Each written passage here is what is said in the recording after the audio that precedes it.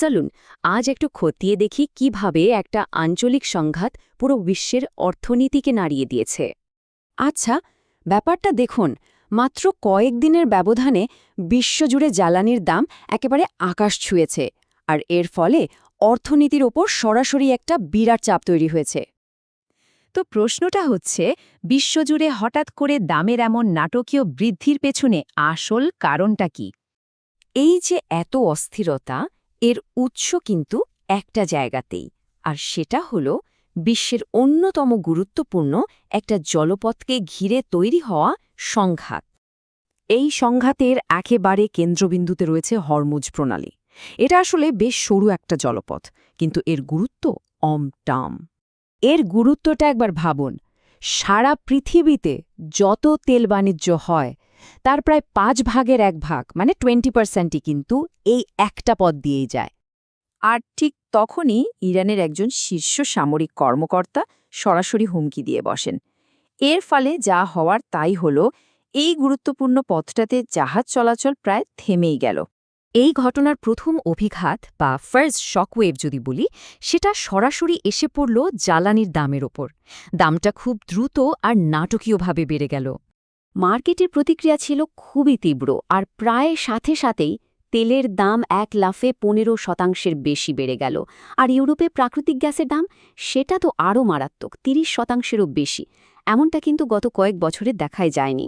পরিস্থিতি আরও জটিল হল যখন কাতারে গ্যাসের লিকুইফিকেশন ফ্যাসিলিটিতে হামলা হলো, মানে যেখানে গ্যাসকে ঠান্ডা করে তরল বানানো হয় রপ্তানির জন্য। এই ঘটনার পর ইউরোপের জন্য একটা বড় সংকট তৈরি হয়ে গেল, কারণ তাদের গ্যাসের যা স্টক ছিল তা স্বাভাবিকের চেয়ে অনেক কম ছিল। এই অচলাবস্থার প্রভাব কিন্তু এখানেই শেষ না। জাহাজের ভাড়াও একেবারে আকাশ ছুঁয়ে ফেলল।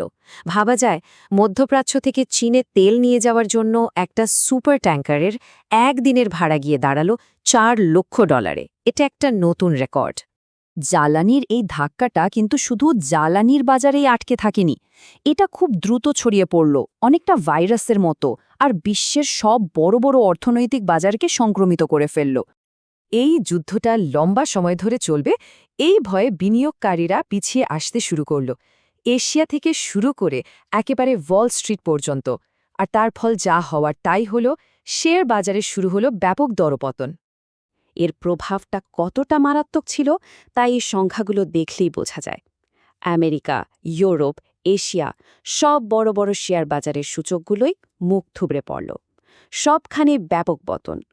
কিন্তু মজার ব্যাপার হলো, যখন সারা বিশ্বের বাজার পড়ছে, ঠিক তখনই একটা বাজার কিন্তু স্রোতের বিপরীতে চলছিল।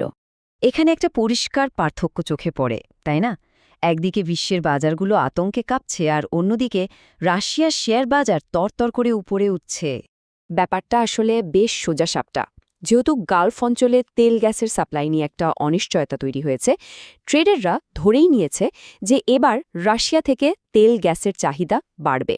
আর ঠিক এই কারণেই রাশিয়ার বড় বড় এনার্জি কোম্পানিগুলোর শেয়ারের দাম হু হু করে বাড়তে শুরু করে। অ্যানালিস্টরা এখন বলছেন, এই সংকট যদি চলতেই থাকে তাহলে তেলের দাম $100 ছাড়িয়ে যেতে পারে, আর তেমনটা হলে রাশিয়ার রপ্তানিকারকদের তো পোয়াবারও। তো এত সব ঘটনা থেকে আমরা ঠিক কি শিখতে পারি? মূল বিষয়টা কি? তাহলে পুরো ঘটনাটা যদি একবারই দেখি, প্রথমে একটা ভূরাজনৈতিক সংঘাত, তার জেরে সাপ্লাই লাইনে বাধা, যার ফলে জ্বালানির দামে আগুন, আর শেষ পর্যন্ত বিশ্বজুড়ে অর্থনৈতিক অস্থিরতা। দেখুন কিভাবে একটা আঞ্চলিক সমস্যা ধাপে ধাপে একটা গ্লোবাল সংকটে পরিণত হল।